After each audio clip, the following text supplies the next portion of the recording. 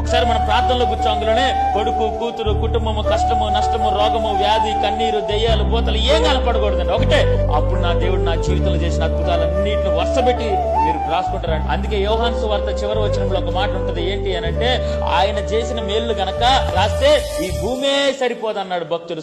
అవును కదా, మీ జీవితంలో కూడా ఎన్ని మేళ్లు చేశారు చెప్పండి అంటే, ఒకటి కాదు, రెండు కాదు. చచ్చిపోయిన వారిని కూడా లేపిన సమర్థుడు మన దేవుడు. నిలబడ్డానికి నీడలేని వాళ్ళకు గృహాన్ని ఇచ్చిన దేవుడు మన దేవుడు. అసలు వీళ్ళకి పెళ్లిళ్లే కావు, వీళ్ళు బతికే బాగుపడదంటే వాళ్ళకి పెళ్లిళ్ళు చేసి నిరూపించాడు మన దేవుడు. గర్భఫలం లేదు అనుకున్న చోట గర్భాన్ని తెరిచాడు మన దేవుడు.